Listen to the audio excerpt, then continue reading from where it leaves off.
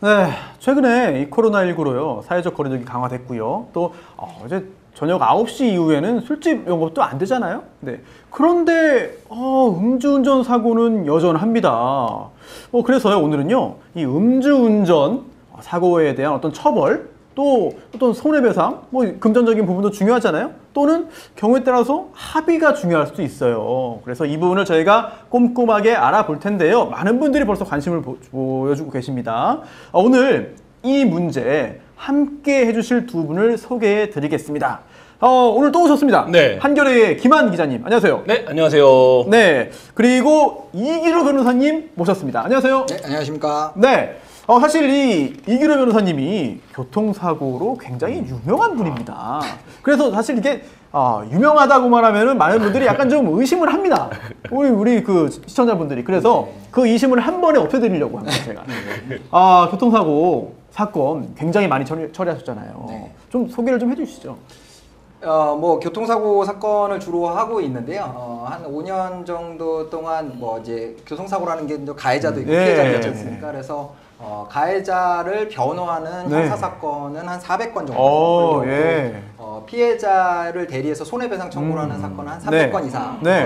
합치면 한 700건 이상 정도는 한 것 같습니다. 이 정도면 여러분 믿어주세요, 이제. 네, 믿어주시고, 오늘은 이기로 변호사님을 모셨기 때문에 이 변호사님의 어떤 그동안의 경험, 또 지식, 저희가 최대한 많이 또 뽑아가야 돼요. 그래서 궁금하신 사항 있으면은 적극적으로 댓글에 남겨주시면 제가 확인해가지고 직접 여쭙겠습니다. 네, 작년에 어떻게 계기가 또 있지 않았습니까?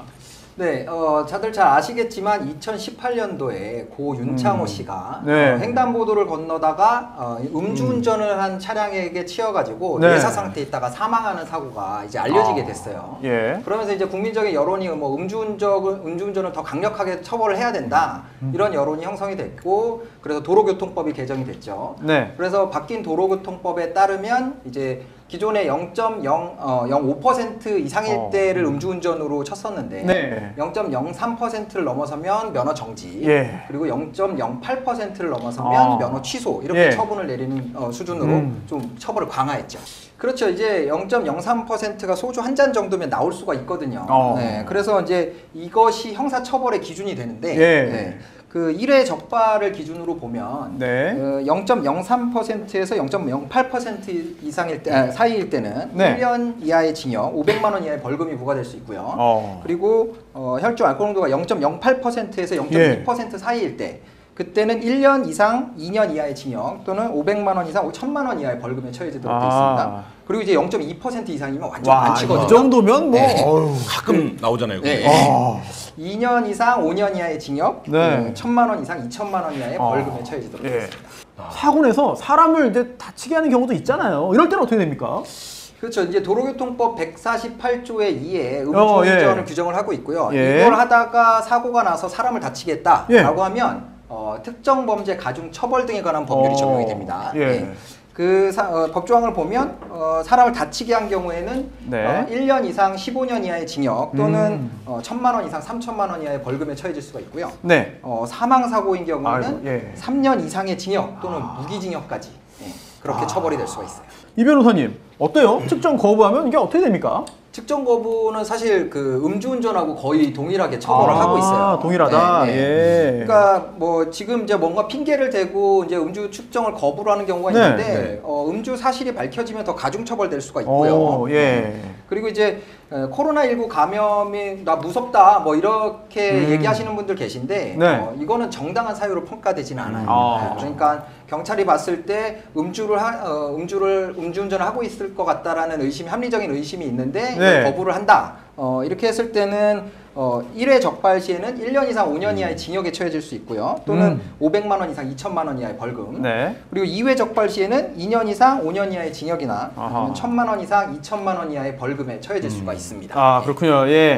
자, 운전을 한다라는 거는 여러 가지 요소가 있겠죠. 시동을 걸고 기어를 넣고 그다음에 엑셀을 밟거나 브레이크를 밟거나. 근데 이제 중요한 거는 운전을 할 의사라는 거예요. 좀 전에 이제 말씀하신 것처럼 너가 너무 추워서 그냥 히터만 키려고 했었던 경우도 있을 수가 있고, 네. 그리고 정말로 뭐 이렇게 운전을 하려고 기아를 넣고 하려던 순간에 뭐 뭔가 있어서 못하는 경우도 있을 수 있는데, 네. 결국은 운전을 할 의사가 있었느냐 여부가 음주운전의 고의를 판단하는 기준이 되는 거고요. 네. 그런 뭐 이렇게 좀 자려고 네. 뭐 이렇게 중립에 넣었다가 우연히 툭 쳐서 뭐 이렇게 그 기아가 들어가서 차가 네. 움직였다. 그건 내가 운전을 하려고 한 건 아니잖아요. 그런 건 이제 음주운전으로 보지는 않겠죠. 예. 근데 사실은 이제 사고가 나면 네. 그런 의사가 있었는지, 내가 그런 의사가 아닌 것으로 했는지 이걸 입증하기가 어려워요. 그렇죠. 네, 기본적으로 음주운전을 한 상태, 그러니까 음주를 한 상태에서 네네. 운전석에 앉아있다 차가 움직였다 그러면 운전하려고 했던 거 아니야? 이렇게 본다는 거죠. 그래서 실제로 30cm를 운전을 해서 벌금 200만 원에 처해져 있고, 요만큼을 한 바퀴 굴렀네. 바퀴 한 바퀴. 그렇죠. 네. 그래서 이제 이런 뭐 이런 건 주차장이라고도 달라지지 않아요. 예전에는 이제 도로가 아닌 곳에서는 음주운전 적용이 그렇죠. 안 됐었는데 예. 이게 문제가 있다라고 해서 이제 네. 도로를 전제로 한 규정을 없애버렸거든요. 그래서 주차장에서도 당연히 적용이 되고요. 네. 그리고 이제 이렇게 운전을 하면 무조건 이제 그 운전의 의사로 운전을 하면 그러면 무조건 이제 형사처벌을 받게 되는 거고, 그다음에 이제 면허 취소 같은 행정처분은 이제 운전자의 주민등록 주소지 지방경찰청장에 그게 달려 있어요. 근데 이 부분은 완전히 그 수치가 정해져 있습니다.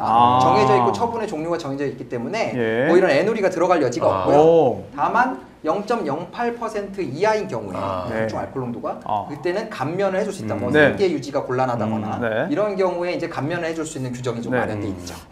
예, 이렇게 또 그렇죠. 이게 도로교통법의 음주운전 처벌 규정이 강화되면서 방조죄도 이제 추가가 됐어요. 그래서 음주운전을 하는 사람을 막아야 된다. 옆 사람이 이걸 내비두면은 그것도 처벌을 해야지만 이게 근절될 거다라는 의견이 있어서 이런 게 이제 반영이 됐는데. 방조라는 것은 이제 남이 어떤 행위를 하는 걸 도와주는 거죠. 이제 어쩔 땐 적극적으로 도와주는 경우도 있지만 뭔가를 하는 것을 묵인하는 경우도 이제 방조로 보는 거예요. 그래서 유형을 몇 가지 살펴보면 운전자가 음주운전을 하려고 하는 사실을 알면서도 뭐 차키를 건넸다거나, 그리고 또 음주를 한 사람한테 차 좀 몰아줘 이렇게 권유를 했다거나, 뭐 이런 것들은 명백히 이제 방조 행위가 되는 거죠.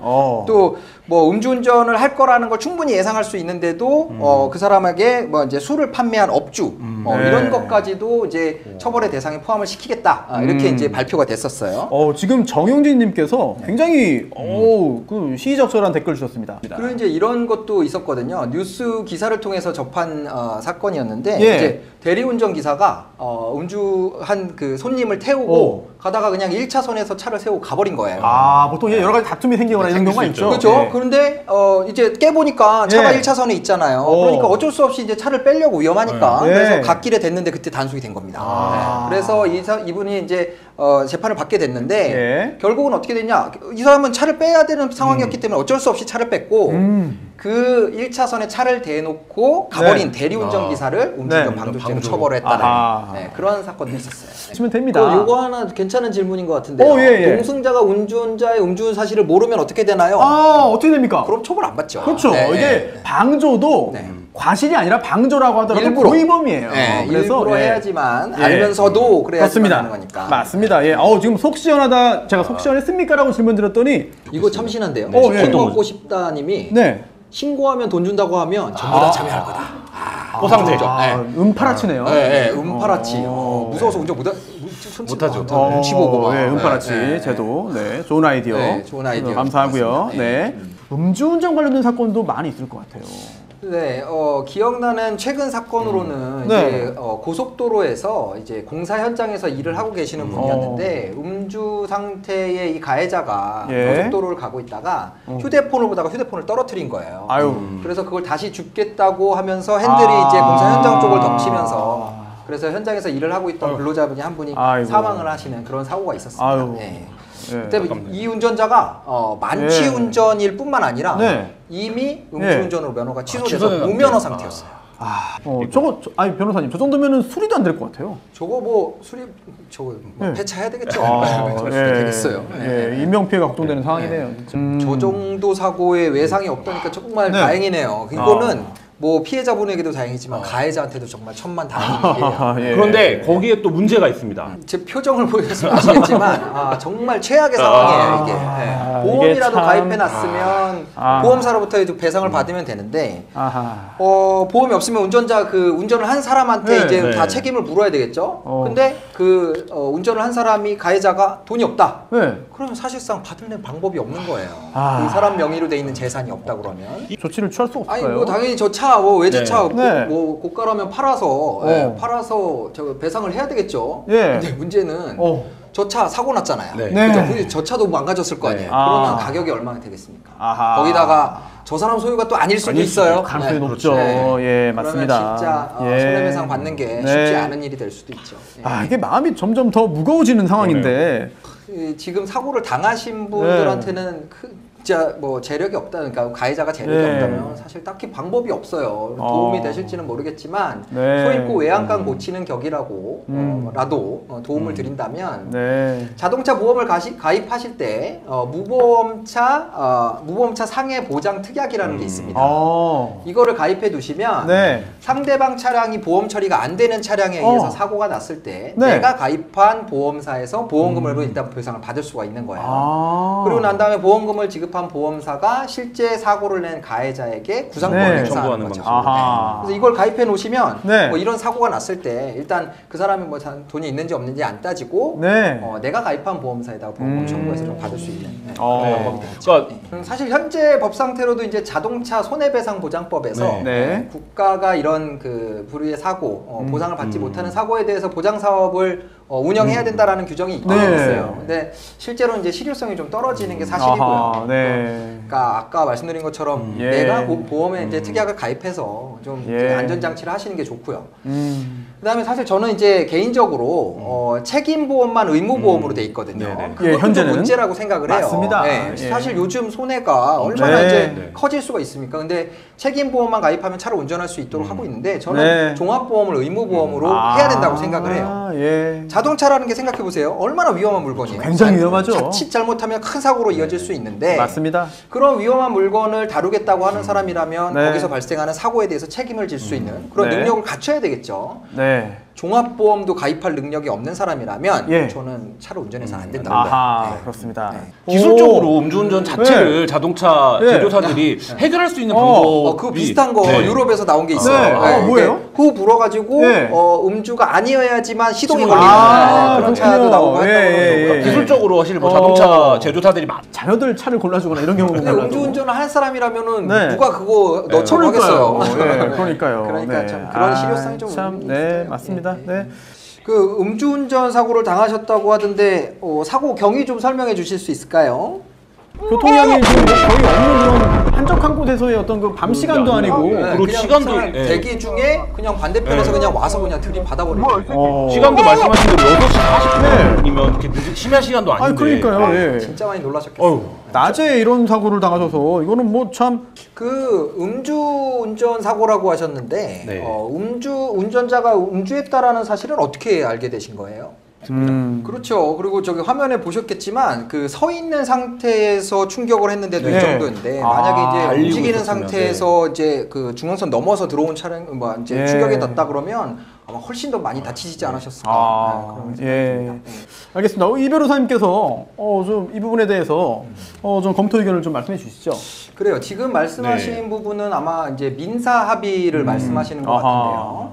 이제 교통사고가 나면은 이제 가해자가 형사 처벌을 받게 되니까 형사 합의를 보는 문제가 있고요. 그리고 이제 보험사가 있을 경우에 민사적인 합의금을 어떻게 책정할 것인가라고 하는데 일단은 그 보험사에서는 그 자기 나름대로의 가이드라인을 갖고 있어요. 상해가 뭐 몇 주 진단이 나오고 어떻게 됐을 때는 얼마까지 지급을 한다. 뭐 이렇게 나와 있기 때문에 사실 협상을 하는 과정에서는 그 이상의 금액을 받아내기가 쉽지는 않아요. 근데 이제 민사적인 합의금을 생각을 하신다고 하면 일단은 충분히 치료를 받으시고 이제 세간의 도는 말로는 뭐 3년 안에 뭐 해야 된다 뭐 이런 말씀이 있는데 그거는 뭐 어떤 얘기냐면 이제 그 보험금의 소멸시효가 3년입니다. 3년. 그래서 그 안에 청구를 제대로 하지 않으면 소멸시효 완성으로 아예 청구를 할 수 없는 경우가 생길 수 있기 때문에 그런 부분에 대해서는 이제 시간을 좀 신경을 쓰셔야 되는데 이게 만약에 이제 치료가 좀 길어진다거나 그러면서 이제 치료를 하는 과정에서도 보험사가 이제 치료비를 대주고 하거든요. 그런 것들은 이제 채무 승인이라고 해서 이제 소멸시효 중단 사유가 되기 때문에 충분히 치료를 받으신 다음에 그 내가 이제 최종적으로 더 이상 나아지지 않는 상태가 어느 정도 상해인지 평가를 받으시고 그리고 합의금을 결정을 하시면 될 것 같아요. 근데 이런 얘기들 있잖아요. 그러니까 합의를 볼 때 피해자 입장에서 형사 합의는 좀 빨리 보고 최대한 빨리 보고 민사 합의는 좀 늦게 보는 게 유리하다. 이렇게들 이제 뭐 저도 그런 얘기 들어봤었는데 이 부분은 어떤가요? 그러니까 형사 합의는 사실 저도 이제 가해자를 변호하는 경우도 있어가지고 제가 막 합의를 봐달라고 해야 되는 경우도 있어서 이 형사 합의 부분은 저도 참 말씀드리기가 좀 어렵기는 한데 이게 정해진 금액은 없어요. 근데 다만 이제 내가 이 형사 처벌을 받게 되면 형사 처벌을 받았을 때 합의가 없으면 처벌 수위가 올라갈 것이고 그리고 합의가 들어가면 처벌 수위가 낮아질 건데 그것에 대해서 언제쯤 이제 윤곽이 확실하게 드러나느냐면 1심 판결 선고할 때쯤이에요. 그래서 1심 판결을 선고할 때까지 이제 좀 합의를 좀 미뤄두시다가 그때 합의를 보시는 게 좋기는 한데 또 이런 경우가 있어요. 아주 상해가 중한 경우에는 이제 이제 간병인이 필요한 경우가 있습니다. 근데 보험사에서 간병비는 한 달까지밖에 지급을 안 해줘요.